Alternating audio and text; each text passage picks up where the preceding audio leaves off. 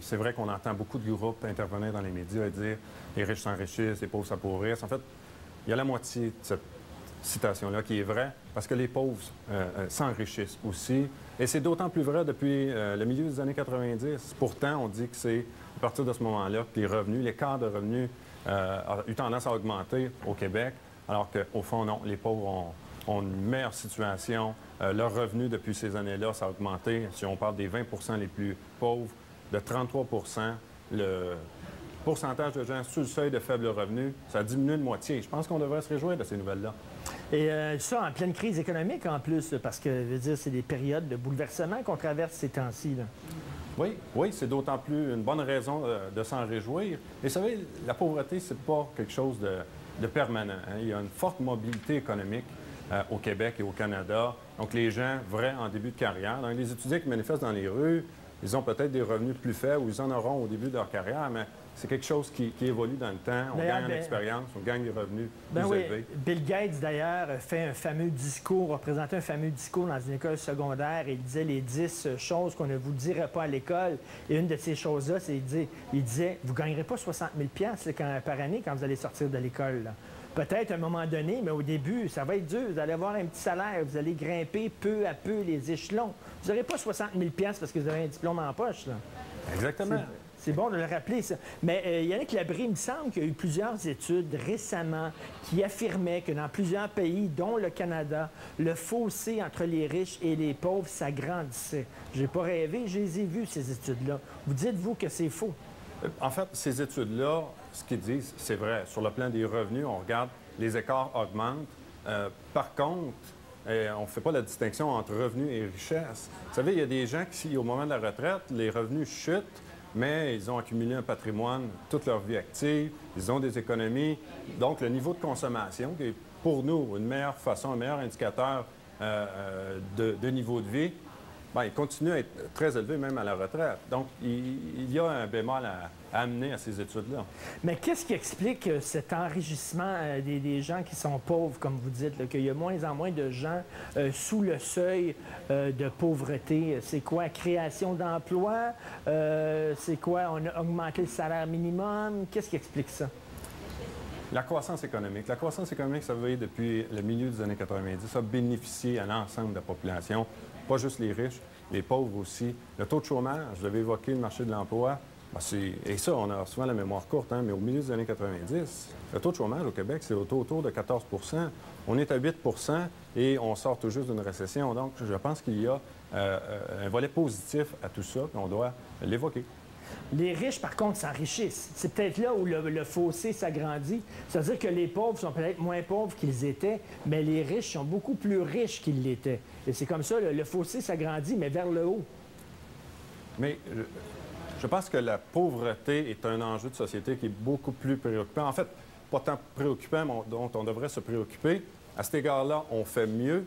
Vous savez, on peut souffrir de la pauvreté, mais les inégalités, à moins d'envier ce que le voisin possède, on n'en souffre pas directement. Donc, c'est possible que les riches s'enrichissent plus rapidement, mais entre vous et moi, qu'est-ce qui est préférable? Que les pauvres demeurent pauvres et que les inégalités soient maintenues ou qu'il y ait un accroissement des écarts de revenus, mais en bout de piste, tout le monde améliore son sort, incluant les plus pauvres. Il y a des gens quand même, j'imagine c'est plus dur dans certains milieux que d'autres, les gens du secteur manufacturier qui voient justement leur job déménager dans des pays en émergence, des pays du tiers-monde et tout ça. Eux autres, j'imagine, c'est beaucoup plus dur de retrouver un emploi. Ils n'ont pas les qualifications nécessaires. On est dans une économie du savoir de plus en plus. Quand tu as travaillé dans une shop toute ta vie, la shop ferme parce qu'on va ouvrir ça aux Philippines, toi, tu ne te retrouves pas de diplôme. Difficile en maudit de se retrouver un emploi. C'est une réalité, effectivement. On se rend compte qu'il y a des gens pour qui c'est très difficile, pour différentes raisons que vous avez évoquées. Maintenant, si on regarde par rapport à il y a 10 ans, 15 ans, c'était encore pire. Donc, la situation tend à s'améliorer, incluant pour ces gens-là. Et donc, il y a des opportunités d'emploi qui ne sont peut-être pas dans le secteur manufacturier, mais qu'on voit émerger, qu'il y a 2 décennies, on n'avait pas. Dans le milieu de la finance, l'électronique, la construction aussi va relativement bien. La santé, il y aura des besoins pour voir en santé. Je pense qu'il y a des opportunités d'emploi pour tous ces gens-là. Yannick Labrie, vous êtes économiste pour l'Institut économique de Montréal.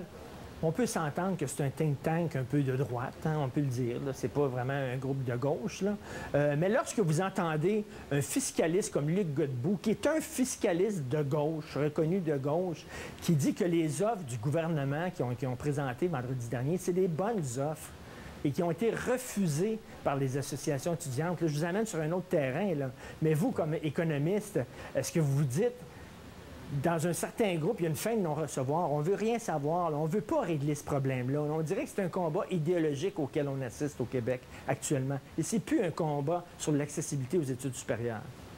Malheureusement. Hein? Puis on se rend compte, vrai, que ce qu'a dit le fiscaliste Luc Godbout, c'est qu'avec la bonification de l'aide financière, on ne peut plus évoquer l'argument selon lequel l'accessibilité au niveau universitaire est difficile pour les gens issus de milieux modestes. Ce n'est pas vrai. On a bonifié cette aide-là. Je pense qu'il y a, de la part des mouvements étudiants, un petit peu d'eau à mettre dans leur vin et retourner sur les bancs d'école, parce que la session est compromise. Mais là, on a l'impression que, justement, on est le 1er mai aujourd'hui et on va avoir une marche conjointe entre les grandes centrales syndicales et les mouvements étudiants. Ces gens-là sont dans le même panier, là. Ils luttent pour le même combat.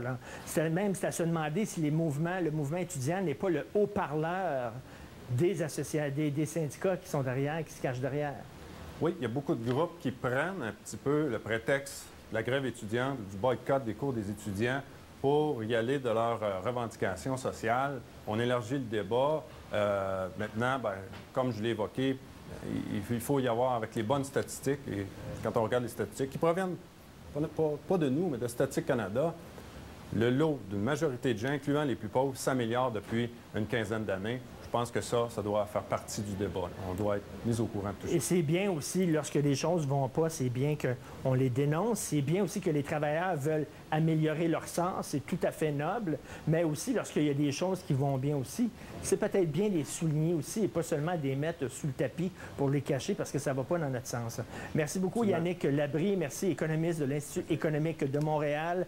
Après la pause, nous allons faire un survol de la carrière de Jean-Guy Moreau, qui est décédé très tôt ce matin, avec François Dompierre après la pause.